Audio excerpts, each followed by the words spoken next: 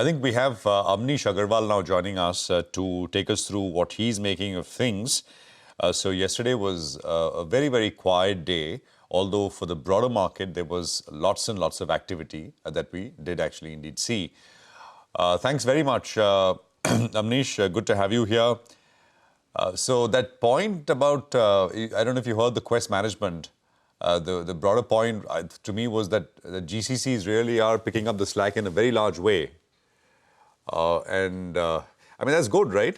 It's not just for Quest or a company like these staffing companies, but overall from a consumption point of view, etc. I mean, because IT services has been the big support factor for consumption in so many ways over the last 2 decades or so. And as IT services starts to slow, and especially according to some in a more meaningful kind of way, you have these captives which are hiring, and these are well-paying jobs.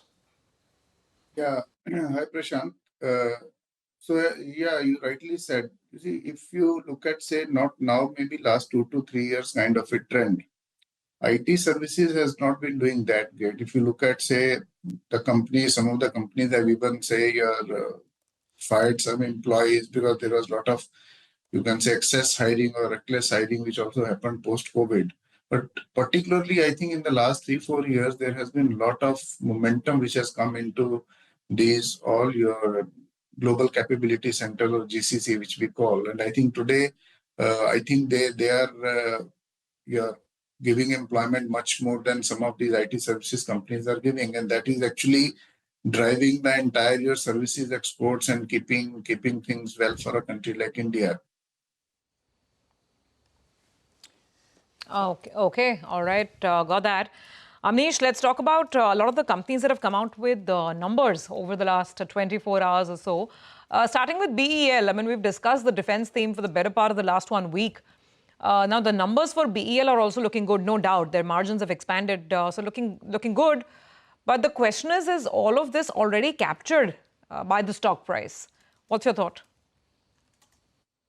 Yeah, if you look at last, say, particularly 15-20 days, okay, there's a tremendous amount of momentum which has come into all the defense stocks.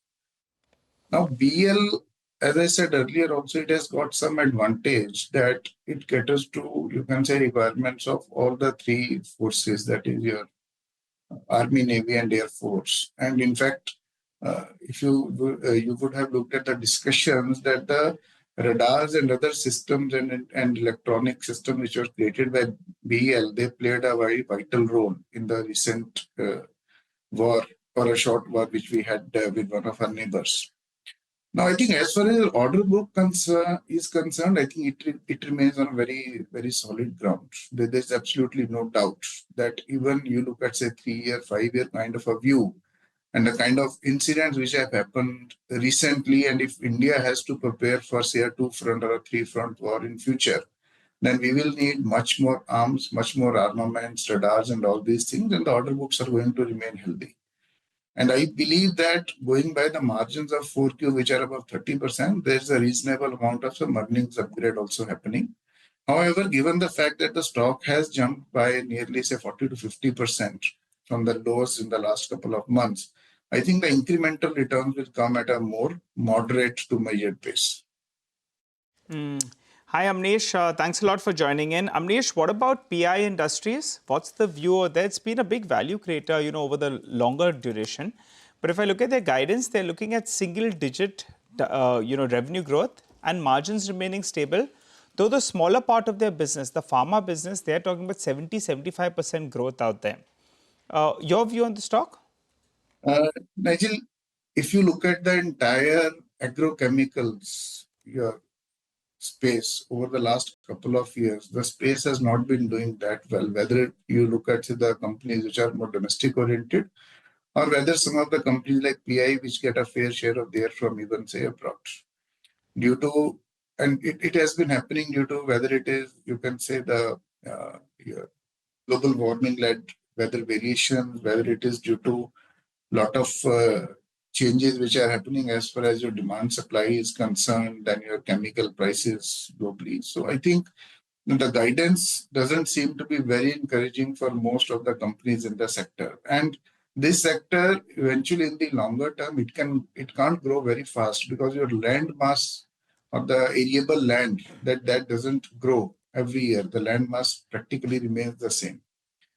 Now, I think in the longer term, yes, if you look at say last 5, 7, 10-year kind of a view, then PI industry has really done well. But having said that, in the near term, it seems that not only for PI, but for many of these agrochem companies, the growth has peaked out. So in that context, I think the returns from here will come only at a very measured pace. Yes, pharma is there, pharma can grow, you can say faster, but the contribution to the overall pie will be very limited. So I think at this point of time, in the longer term, one can hold on, but with very, I would say, moderate expectations. Amnish Aggarwal is still with us. Amnish, thanks for waiting. As I left off our conversation, delivery is what I wanted to sort of ask you about. It's has performed poorly since listing, but is starting to come off the lows. Fourth quarter numbers were very strong, and it looks like, at least the management seems to be telling analysts, etc., that it's the number of players which is whittling down. I mean, there aren't that many players left now, strong players at least to compete. Delivery, of course, is also a leader as far as costs are concerned, so it's well run in terms of operations, and maybe now starts to gain market share. Any thoughts at all here? Delivery. Yeah, see, delivery in the intermittent phase actually faced difficulty because many of the players who were on the e-com side and were using the services of delivery, say they went on some sort of a backward integration. However, I think there are 2 to 3 things happening. First of all, they recently acquired Ecom Express, the benefit of which will accrue to them because it leads to industry consolidation. The second part is that they are also now trying to get some sort of a pie in the entire quick commerce space, and they are in the process of setting up some dark stores, although the numbers so far is small. But that is something which is growing very fast, and I think that is where, as of now, it is loss-making, but that can turn around for them. And the third is a PTL business, which actually provided them a lot of momentum 3 years back, but somehow I think their margins there are on the lower side, which can actually come to the averages over the next 2 to 3 years. So I think there are many moving parts there. There are, you can say, several legs to growth over there, and it's a cash-rich company. So given that, I think now if the entire momentum on the e-com, quick commerce continues and they continue to consolidate the business, I think in the longer term, it's a decent company. But yes, when it comes to any company which is into the e-com, quick commerce, or this kind of ecosystem, you can continue to have volatility quarter on quarter, or say maybe once or twice a quarter. So those kind of volatility will continue. But having said that, it's a formidable player, and given the fact that the industry has growth, in the longer term, it holds promise. Got that. Amnish, thank you for that. I wanted to ask about protein as well, maybe next time. Appreciate you joining us, Amnish, here on the program. I just want